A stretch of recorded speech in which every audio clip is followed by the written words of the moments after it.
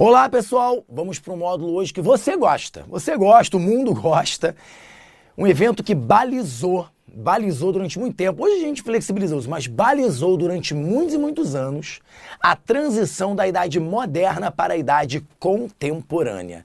Sim, estamos falando de 1789 e a Revolução Francesa. Tcharam! Caraca, gente, muito bom! Só que vamos lá, já quero começar com um detalhe aqui importante pra gente. Não vou chamar de tá aí pra você, a Revolução Francesa. Tudo bem, porque você tá acostumado, já buscou assim. Aí na busca, às vezes você buscou isso. Eu quero chamar de as Revoluções Francesas. Isso pra gente é muito importante. Eu quero que você entenda que não foi uma revolução. Mas, Tite, a Revolução Francesa é uma revolução de caráter burguês. E por isso a gente chama de uma revolução burguesa, a revolução da burguesia francesa. Tudo bem, você até pode entender que a burguesia acabou conduzindo esse processo e entender isso como um fenômeno burguês. Mas isso não impede que a revolução, o processo revolucionário, tenha contado com diversos grupos sociais. Tá? Nós temos ali o motivador para os operários, temos o motivador para a burguesia, temos o motivador para os camponeses. Ok? De certa forma, todos participam do processo. É porque o processo político vai ser conduzido pela burguesia. Então, olha para cá. No momento, a crise na França, beleza. A Revolução ela é fruto de uma crise, sim. Uma crise da década de 80, de 1780 para a França, foi uma década muito cruel. Tá? Botei assim, ó, uma crise política. Luís XVI era um rei questionado. Luís XVI era um rei questionado, o seu casamento com Maria Antonieta também, uma princesa austríaca que, na visão do povo, ela foi muito odiada, tá? E muito se construiu em relação a isso. Porque a corte era muito perdulária, a corte gastava muito, mas claro que, poxa, né, Maria Antonieta era a mulher dos gastos, Maria Antonieta dos penteados, Maria Antonieta dos seus vestidos, dos seus sapatos. Tudo bem, se vocês virem o filme Maria Antonieta, vocês vão ver isso, né? A ênfase que se dá a esse tipo de coisa. Mas era uma corte altamente perdulária e não era uma peculiaridade francesa. Ok? Então, politicamente falando, era questionada a monarquia. A economia, como eu acabei de falar, é uma França extremamente prejudicada economicamente, até pelas guerras infrutíferas que se envolveu, tá? Como a Guerra dos 7 Anos e a Guerra de Independência dos Estados Unidos, acordos econômicos também ruins que geraram crise das manufaturas francesas, como o Tratado de Panos e Vinhos, né? O Tratado de Edenheim-Neval com os ingleses, tá legal? Além de uma crise agrícola violentíssima nessa década de 1780. Então, assim, realmente foi complicado, tá? E aí pensa também que existia uma sociedade estamental de privilégios, onde o terceiro estado estava muito sobrecarregado. Muito. Primeiro e segundo estado não pagavam impostos. E olha que isso vai gerando uma crise social, vai gerando o quê? Fome. Fome. Alberto Sobourg, que é um dos maiores nomes da Revolução Francesa, dizia isso. A Revolução Francesa é a revolução da fome. Os camponeses sobrecarregados, taxados, entende? Então isso foi muito complicado. Não é à toa que o processo político vai se desenvolvendo quando os ministros da economia, como Turgot, Calonne, principalmente Necker, tá, vão dizer o seguinte, olha, Luís XVI, a solução é a gente taxar o primeiro e o segundo estado. E aí, não, mas caramba, isso vai gerar problemas. Aí convoca a Assembleia dos Notáveis, né? Aí Necker vai lá falar com eles e, bom, veja bem, estou aqui para dizer que a necessidade é taxar o primeiro... Nossa, rolou o quê? A reação aristocrática, né? Pedem a cabeça do Necker. Não, o Necker, ele vai ser, de certa forma, demitido, né? Ele é afastado do ministério por pressão da aristocracia que julga que aquilo ali é um grande absurdo. Para muitos autores, para muitos não, mentira, para alguns autores, a revolução começa aí, tá? Necker, pelas suas propostas, era um homem extremamente popular e o seu afastamento do governo já leva a algumas movimentações, tá legal? Mas, de toda forma, os demais ministros vão falando a mesma coisa. E o rei, então, vai fazer o quê? Bom, Luís XVI, pressionado, sem saber o que fazer, um rei extremamente vacilante, tá? E grande parte dessa culpa é dele, sim. Ele vai dizer o seguinte, tá bom, eu vou reunir então os estados gerais e vou votar, vou deixar nas mãos dos estados as decisões. É nesse momento então que ocorre a famosa reunião dos estados gerais. Gente, isso já é um caso... Porque os estados gerais, a reunião dos estados gerais é uma espécie de parlamento francês e não era convocado há décadas. Entende? Quando o rei faz isso, já é uma clara demonstração de que é um momento emergencial para a França. E aí chega-se então, né, nesse processo, chega-se então no momento em que os estados e seus representantes vão votar as possíveis transformações na França. Só tem um problema aí. Olha lá, quando se reúnem todos os deputados do primeiro e do segundo estado, olha lá, né? Na verdade, o processo de eleição, o terceiro estado lança um manifesto. Né? O que é o terceiro estado? Tudo. O que tem sido ele no sistema político até agora? Nada. E o que deseja ele ser? Alguma coisa. O que é isso? Quais são as reivindicações do terceiro estado? Olha, eles querem ter o mesmo número de deputados que o primeiro e o segundo estado somados. Por quê? Porque eles representam 95% da população francesa. E mais do que isso, eles querem acabar com o voto por estado, tá? O voto era por estado, o primeiro estado tinha um voto, o segundo estado um voto, o terceiro estado um voto, e querem o voto por deputado. Claro, né, gente? Se o primeiro e o segundo estado votariam juntos e sempre venceriam o terceiro estado em qualquer proposta que fosse julgada. E o rei até autoriza o aumento do número de deputados para o terceiro estado, mas não autoriza o voto por deputado. Então ele fica naquela, não, caramba, não sei, e agora, quem sabe? É nesse momento, nessa atmosfera política, com o terceiro estado reunido, seus representantes reunidos, é que então uma decisão muito importante será tomada. Frente à indecisão do rei, frente à dificuldade de movimentar e modificar a França naquela estrutura, o terceiro estado iniciará uma revolução. Vê agora no próximo vídeo aí.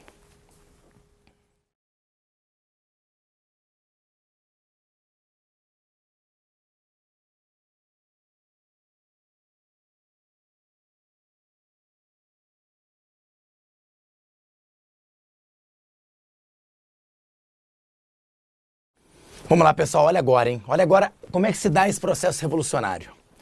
O terceiro estado, então, tá? Vai se separar dos demais estados. Olha isso, hein? Você tinha lá pra... Gente, não é como se fosse hoje, tá? Realmente, a coisa tá muito amarrada. Você imagina que o representante do primeiro estado ia lá falar com o rei, né? Quando foi aberta a solenidade, ele curvava levemente a cabeça. Aí lá o representante do segundo estado, né, da nobreza, ia lá, curvava levemente o corpo, né? Quando o representante do terceiro estado ia falar com o rei, ele tinha que se ajoelhar. Então, por que eu estou te contando isso? Porque quando eu olhei isso, eu estava lá, eu era um deputado do terceiro estado, me lembro como se fosse hoje. Quando eu olhei aquela cena, eu falei, caramba, nada vai mudar. Essa França ainda está, mesmo em crise, suas instituições em crise, ela ainda está agarrada e graças à dependência do rei em relação à sua aristocracia, vamos ficar amarrados a antigos modelos e nada vai se modificar. Temos que romper com essa estrutura. Então é nesse momento que os deputados do terceiro estado, com o apoio de alguns deputados do primeiro e do segundo estado, isso é muito importante que seja dito, tá? Você não achar que nossa, era uma coisa tudo panelinha. Não, gente. Existem muitos membros da nobreza que enxergavam sim a necessidade de mudanças, assim como dentro do clero francês. Perfeito? Eles se separam, saem, desmontam essa assembleia, né, essa reunião dos Estados Gerais e se autoproclamam Assembleia Nacional Constituinte. Queridos, bem-vindos à Revolução Francesa. Não, peraí, seria a Bastilha. Calma. Cara, na boa, o grande evento revolucionário mesmo é esse. É quando um grupo que até então era muito... tinha uma pequeníssima representação política, se autoproclama uma Assembleia Nacional Constituinte. Vai fazer uma Constituição para a França. Entende, gente? Constituição por si só é uma palavra revolucionária.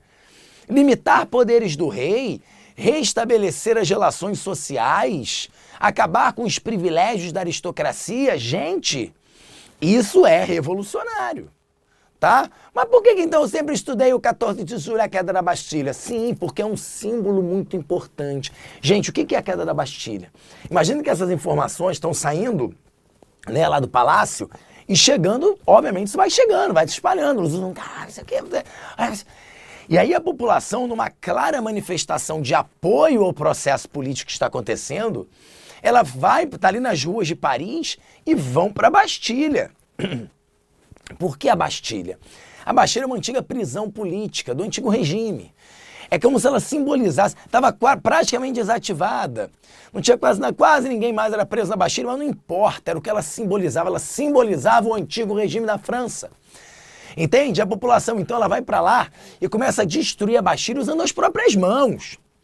vão invadir a Bastilha, vão pegar o nobre que estava lá dentro, que era o governador da Bastilha, e vão bater, matá-lo na rua, vão cortar a sua cabeça, empunhar e comemorar com a cabeça do homem cortada, que é um radicalismo, inclusive, vai ser muito presente nessa história da Revolução Francesa. Cortar cabeças é só quando vai acontecer demais na Revolução. E ali era um primeiro grande símbolo. Era um nobre sendo morto por aquela população parisiense, tá? E a Bastilha sendo invadida e destruída.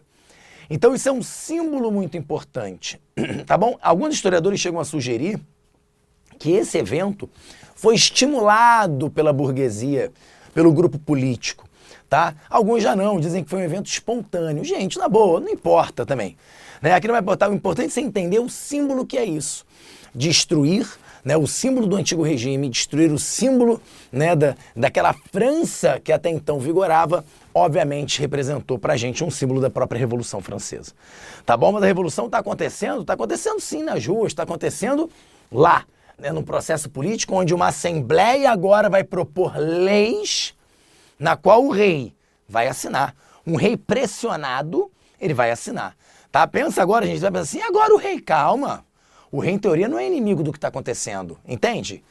O rei, ele está vendo aquilo, ele inclusive sugere que o primeiro e o segundo estado participem sim, não, porque ele está sugerindo, não, tudo bem, ele é o rei da França, cara. Se aquilo é um desejo dos franceses, se aquilo é um movimento legítimo dos franceses, ele tem que estar ali, ele tem que estar participando. E até então é o que todos imaginam e é o que todos esperam, é o que o terceiro estado, é o que a Assembleia Constituinte espera do rei. Que ele esteja de acordo, que ele participe do processo e que ele assine as leis. Um conjunto de leis agora para redigir a primeira Constituição, né, francesa revolucionária será feita. Esse rei vai ser pressionado por movimento de mulheres, olha, tem as histórias fantásticas aqui dentro, mas o que a gente tem que perceber é, a Revolução começou, novas leis vão aparecer, e leis que vão priorizar principalmente, tá, o fim dos privilégios dessa aristocracia, tá bom? Mas calma. Professor, então acabou, a Revolução já se deu, é isso aí, né? Não, não. Muita coisa vai acontecer. Esse rei, que parecia então participar ativamente do processo, entender o que acontecia, talvez até apoiar o processo, esse rei vai tentar fugir. E isso vai mudar radicalmente os rumos da Revolução. Assista agora aí no próximo vídeo, você vai ver.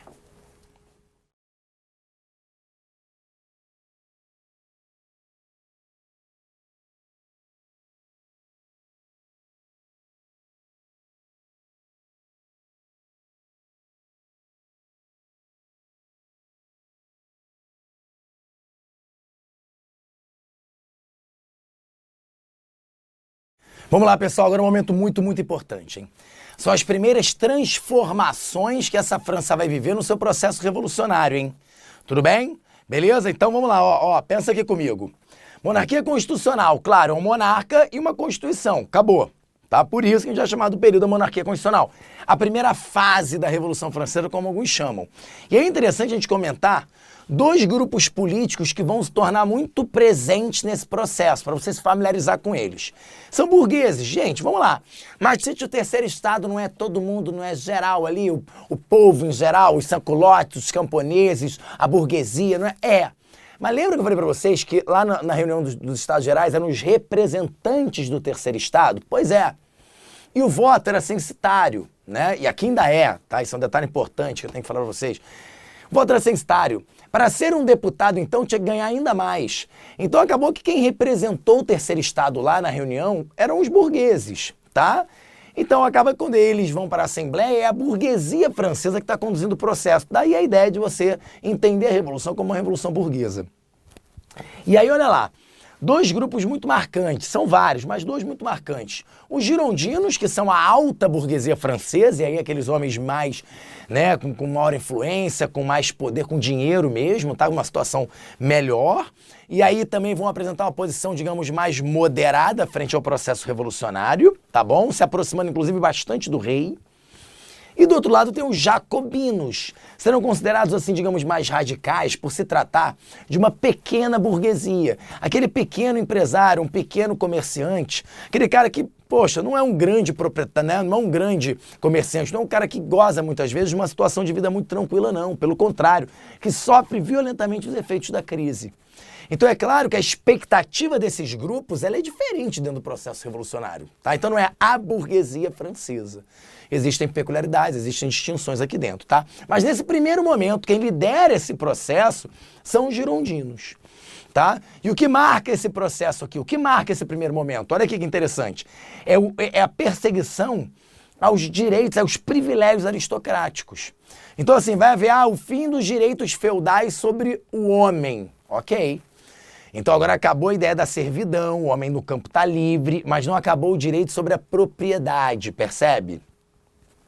O voto continua sendo censitário, tá? Ninguém quer o povo, os girondinos não querem o povo participando. Olha que coisa curiosa. É feita uma lei aqui chamada Lei Le Chapelier, uma lei que proíbe a organização dos trabalhadores e as greves. Opa, olha aí, então trabalhador, calma aí, hein? Calma aí. Entende a ideia de um conservadorismo? Quero nem usar esse termo, né? Mas uma posição mais moderada frente ao processo revolucionário, tá? Olha aqui, ó, Constituição Civil do Clero. Beleza, sabe o que é isso? Vamos tirar tudo, né? Vamos nacionalizar os bens da igreja e os membros do clero vão se tornar funcionários públicos, com salário, com vencimentos. Claro que nem todos aceitaram. Daqui surge um grupo contra-revolucionário chamado clero refratário, tá? Que refrata, que resiste ao processo revolucionário. Tá bom? Então, mas é isso aí, olha aí, acabando com esses privilégios da aristocracia, perfeito? E aí tem um documento que entrou para a história muitíssimo importante aqui pra gente, que é a famosa Declaração dos Direitos do Homem e do Cidadão. Uma coisa vai ficar clara para você, né? A Declaração dos Direitos do Homem e do Cidadão. Só aqui já tem uma clara distinção. Né, que é a ideia de que o homem é qualquer um, cidadão é o que goza de direitos políticos. Nem todos vão gozar de direitos políticos. Tá legal? Eu acho muito bacana. Tudo bem, fala de direito à liberdade, busca da felicidade, tudo bem. Clara influência iluminista, inclusive, né? As ideias iluministas estão muito presentes aqui. Mas o Eric Hobsbawm, um dos maiores historiadores que eu pude, né, conhecer, falecido há pouco tempo, ele dizia o seguinte: a Declaração dos Direitos do Homem e do Cidadão ela é muito mais uma luta contra os privilégios da aristocracia do que efetivamente a tentativa de estabelecer uma sociedade justa e igualitária. Ó, fiz até um silêncio depois, dada a importância da declaração. Percebeu? Aquele silêncio mesmo do caraca, tá? Pra você fazer um caraca, tá bom? Então é isso. Então fica atento a isso. A declaração é muito bacana, ela é falada até hoje, ela é comemorada até hoje, mas ela não previa uma sociedade igualitária, justa, tá bom? Fraterna. Mas é igualité, fraternité, né? Liberté, igualité, fraternité. Tá bom, mais ou menos isso, tá bom? Os lemas, a bandeira tricolor, os lemas da Revolução, gente. Vamos lá, vamos com calma, tá? E aí, então, no meio desse processo revolucionário, no meio dessas mudanças, essas transformações, o rei Luís XVI resolve fugir com a sua família. Prezados, a fuga do rei, como eu botei pra vocês, tá? E a prisão dele, olha só, o rei vai tentar fugir e fingindo que ele não era rei, e ali na fronteira, quase saindo da França, em Varennes, ele vai ser preso. Gente, esse evento, a tentativa de fuga e a prisão de Luís XVI, ele é fundamental para você entender agora a reviravolta do processo. É a quebra da realeza, entende? É quando a população olha e fala, caramba, o rei tentou fugir. Sabe, aquele povo que ainda acreditava no seu rei, é o seu rei, caramba! Ele tá ali para te proteger, ele tenta fugir. Fugir para onde? Fugir para os países vizinhos? Países inimigos? Ele está mancomunado, então, o quê? Com países absolutistas, vizinhos, para tentar derrubar a revolução? É isso? Será? Meus amigos, é a quebra da realeza. É o momento, de fato, em que grande parte desses revolucionários para de ver o rei com a admiração que ele precisava. É o momento em que ele, tá? Ele vai ser encarado por muitos agora como um cidadão, tá? É isso. Carlos Capeto, tá bom? Luís Capeto, perdão, né? Luís Capeto, ele é apenas o quê? Um cidadão agora, e para muitos ele deve ser julgado como tal. Meus amigos, agora é um novo momento na Revolução. Agora é o momento do julgamento de Luís XVI. Olhar de gavião.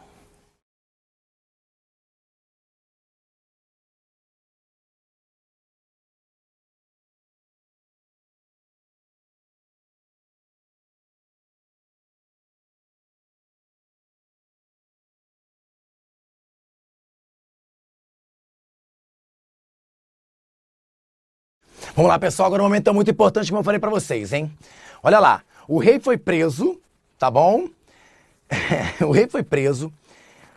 A França vai receber um ultimato dos prussianos. O que é aquilo? Libertem o rei ou invadiremos a França. Meu amigo, a França vai ser invadida, começa uma grande guerra revolucionária. Essa guerra revolucionária foi muito importante para a própria Revolução, tá? Porque a Guarda Nacional, que havia sido formada ali no momento anterior, lembra, né? No início da Revolução, uma Guarda Nacional formada pela burguesia, tá? Até porque os burgueses e a Assembleia não podiam confiar num exército formado em grande parte por nobres ligados àquele antigo modelo, tá? Então aquela Guarda Nacional, com apoio de sans-culottes, dos trabalhadores urbanos. Então esse exército revolucionário francês vai lutar contra forças absolutistas estrangeiras. Inclusive aí é que vai surgir, né, o hino da França surge disso. O hino da França, a Marselhesa, ele é um grito de guerra, né? Allons enfants de la patrie, né? Depois dá uma olhada lá, dá uma olhada na tradução que você vai entender o que eu tô falando. Então a guerra, a manutenção de uma guerra aumenta o espírito revolucionário internamente. Isso por um lado foi bom, mas claro que isso minava, em grande parte, recursos de uma França já combalida economicamente falando. Tá? Mas vamos lá, vamos entender internamente o que está acontecendo. Então isso tudo minava a figura do rei. Porque os jacobinos, aquele grupo que não estava no processo, liderando o processo, começa a defender claramente um julgamento, condenação e morte do rei. Me lembro claramente da frase de Robespierre: para a revolução viver, o rei deve morrer.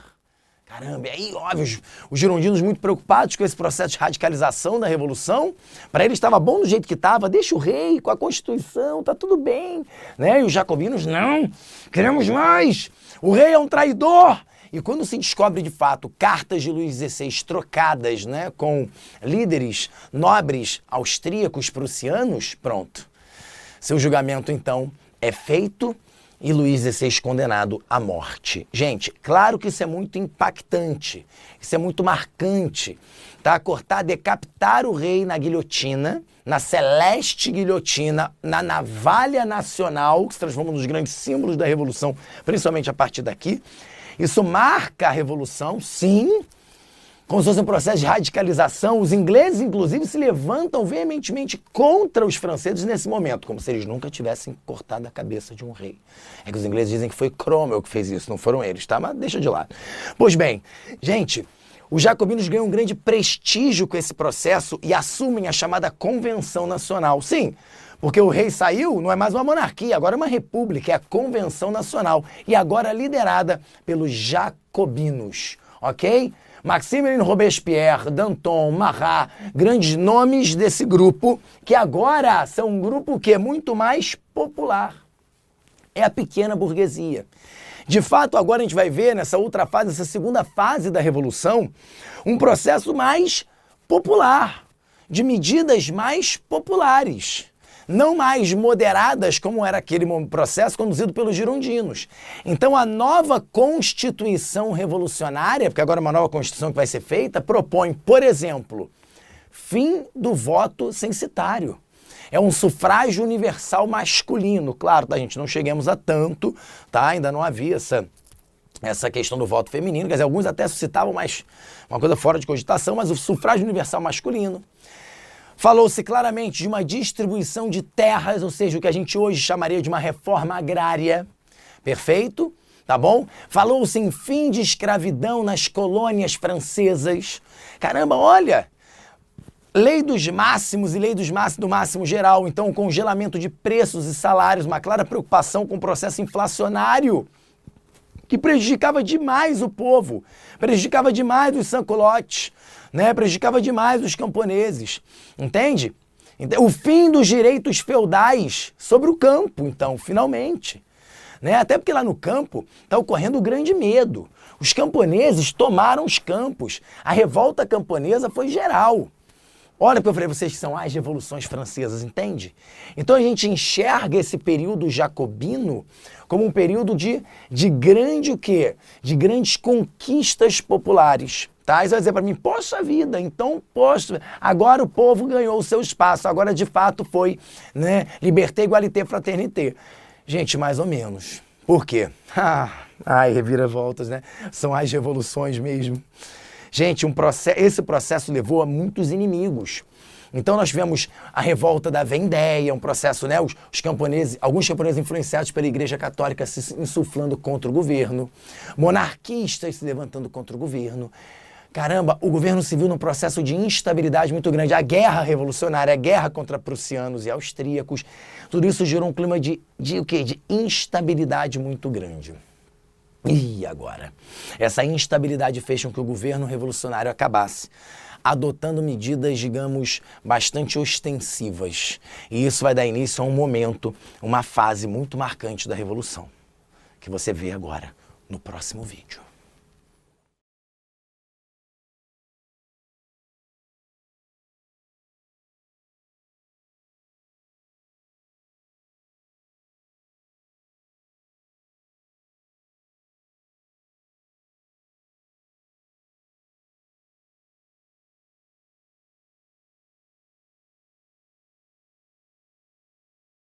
Vamos lá, pessoal, olha agora o que eu falei para vocês, hein? Um processo de instabilidade muito grande, tá? Pressão dos girondinos, pressão monarquista, guerra revolucionária, pois é. Nesse momento, então, um dos grandes líderes, os grandes nomes aí do processo, tá? Maximilien Robespierre, o incorruptível, né? Ele foi deputado do Terceiro Estado, deputado lá de Arras, um cara muito advogado, um homem, né? um homem das leis, um homem muito respeitado. Um dos maiores oradores que eu já vi na minha vida, diga-se de passagem. Esse homem acaba liderando esse processo revolucionário, tá bom? E principalmente depois da morte de Jean-Paul Marat, por uma menina, por uma girondina, tá? Charlotte Corday, na banheira, né? Então é muito marcante aquele quadro de Davi, né? Que ele retrata Marat na banheira. Marat, digamos, se transformou no grande Jesus Cristo da Revolução, se é que você me entende. Ele seria o grande mártir da Revolução. Aquele homem morto, aquele homem assassinado seria, então, uma justificativa para aquele processo revolucionário mais radical que ia se impor a partir daquele momento, tá? É criado o chamado Comitê de Salvação Pública. Imaginem que dentro do processo revolucionário é criado um outro grupo, um Comitê de Salvação Pública, ok? Que agora vai tomar medidas ostensivas para conter, para garantir a revolução. Dentre elas, inclusive, suspender os direitos concedidos na Constituição. Olha que coisa curiosa. Olha que coisa curiosa. Eu suspendo os direitos que eu te dei na Constituição justamente para proteger os direitos que eu te dei. Legal, né? Pois é. Muitos historiadores, inclusive, dizem que é um processo muito contraditório, tá? Que é um período aqui, digamos, né, de um despotismo do terror. Porque o que vai acontecer? Veja bem, nós temos, claro, um processo revolucionário acontecendo, então a igreja, como eu falei, né, membros do clero refratário insuflando camponeses contra o governo, a guerra da Vendéia, a revolta da Vendéia, a repressão foi muito difícil, isso fez inclusive com que o governo revolucionário rompesse relações com a igreja. Olha como vai ser marcante isso.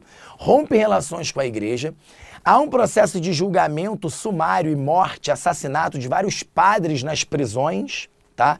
Igrejas serão depredadas, o que foi considerado um grande vandalismo por grande parte dos europeus, tá? Imagine vocês, né, os santos substituídos, na verdade, por líderes da Revolução. Então, Danton, Marat, Robespierre, se você quer adorar alguém agora, adore os líderes da Revolução, e não mais os santos da Igreja Católica. Olha, isso é visto como algo muito radical, não é verdade? Então, e além disso, um tribunal, um calendário revolucionário vai ser criado. Isso é considerado por muitos os maiores feitos da Revolução, um dos maiores feitos do período jacobino. Né? Rompe-se, por exemplo, com aquela organização de semana, de segunda, terça, quarta, quinta, sexta, sábado, domingo. Então o mês passa a ter 3 semanas de 10 dias, na clara tentativa de desconstruir o domingo santo. Tá legal? E os meses passam a ser os meses da colheita. O termidoro, o brumário, né? o frutoso e assim por diante. Então é bem interessante que é criado um novo calendário para romper com o calendário gregoriano, que é um calendário católico. Esse calendário que nós usamos é um calendário católico. Perfeito? Então, gente, claro que isso é um processo radical. Só que não é só isso. Imaginem que agora começa uma grande perseguição a partir do Tribunal de Salvação Pública, uma grande perseguição interna aos possíveis o quê? Inimigos da Revolução, os contra-revolucionários. Gente, isso foi muito complicado. Por quê? Porque cabeças começam a rolar literalmente. A navalha nacional vai ser acionada e milhares de pessoas serão assassinadas. Julgadas e assassinadas. Julgadas, então, quer dizer, um tribunal de salvação pública prende, julga e executa. Prende, julga e executa. Então, quer dizer, por isso nós chamamos esse período do período terror jacobino. Robespierre, gente, muitos autores consideram que Robespierre ficou um pouco desorientado mesmo, perdeu o limite, perdeu a mão no processo. Tá? Pra vocês terem uma ideia, duas vertentes se formaram nessa época, os chamados hebertistas, ligados a Hebert, próximo a Robespierre, que era a favor da intensificação das perseguições, e Danton. Danton era um grande herói da Revolução, um grande líder militar, e Danton ficou contra Robespierre. Precisamos parar com isso, a população está com medo, os políticos estão com medo. Né? O que Robespierre mandou fazer? Mandou matar os dois. Gente, isso foi gerando... Nossa, eu me lembro como se fosse hoje, quando Danton foi para a guilhotina, ele falou o seguinte: só tenho um pesar, tá? Um pesar, que eu estou indo para a guilhotina antes deste rato do Robespierre. Mas ele disse, né, que ele sabia que o Robespierre iria também para essa guilhotina. Incrível, né? É como se ele tivesse tido uma premonição. Porque o que acontece? Os políticos, muito pressionados, com medo de Robespierre, acabam apoiando um golpe contra o líder, tá? Então, o grande golpe, tá? A reação termidoriana foi a derrubada de Robespierre, tudo bem? A prisão dele e a morte. Ele é levado para a guilhotina. O mais curioso, eu vou ter que contar a vocês essa curiosidade. Robespierre parece ter tentado se matar durante a sua prisão. Logo na hora que ele foi dar o tiro, ele teria virado demais a arma, isso é uma das teorias, tá? E a bala teria arrancado seu maxilar. Então, passaram aí, né, uma atadura para segurar o seu queixo. E ele foi levado à guilhotina, calado. Um dos maiores oradores que eu vi na minha vida, um homem que convenceu milhares de pessoas, se manteve no poder de forma tão rígida, ele foi para a guilhotina, sem conseguir proferir uma única palavra em sua defesa. Morria Robespierre, caía a Convenção Nacional, começava a terceira fase da Revolução Francesa. Tcharam! Olhar de gavião.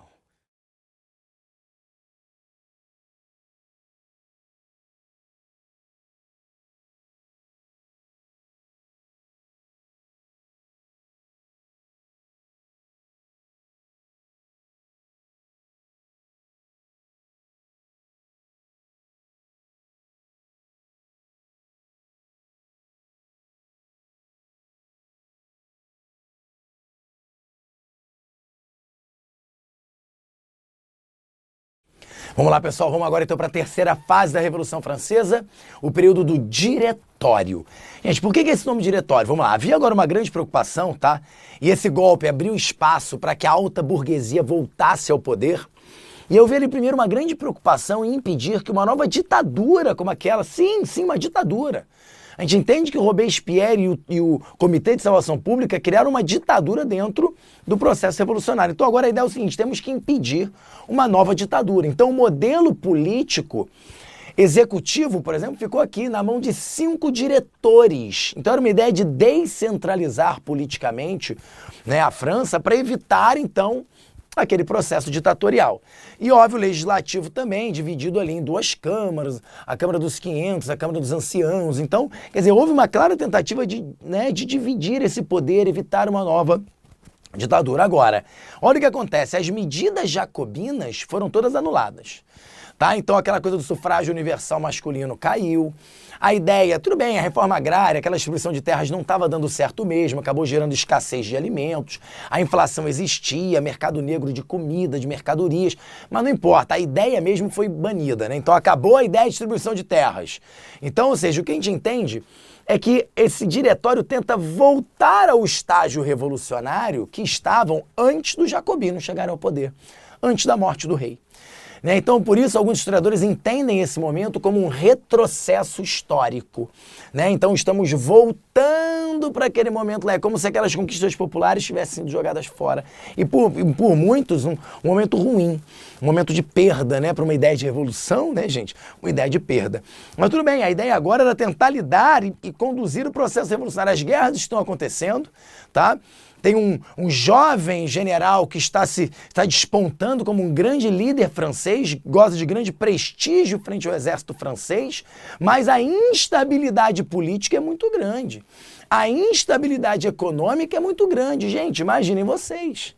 São anos e anos de guerra, são anos e anos de problemas internos. Não é verdade? Então ainda temos inflação.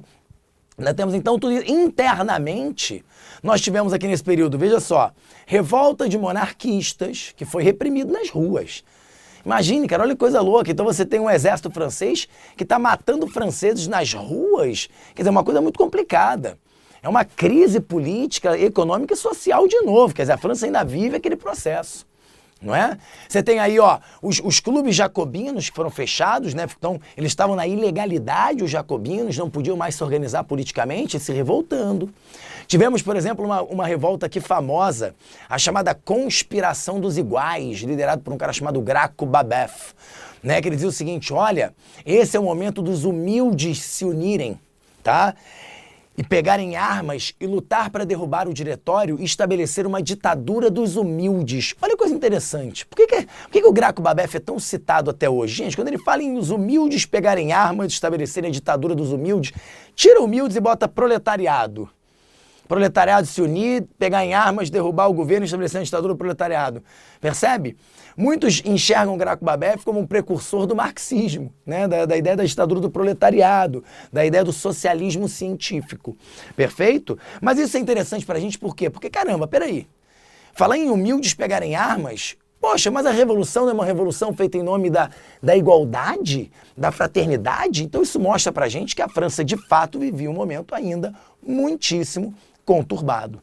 Perfeito? E é exatamente por essa instabilidade política, por essa instabilidade econômica, que um grupo do próprio governo vai apoiar um golpe. Vão trazer este jovem general que eu falei para vocês, esse pequeno grande homem, e vão conduzi-lo ao poder. Então, num novo golpe, num novo momento revolucionário, o diretório será derrubado e será colocado no seu lugar um consulado.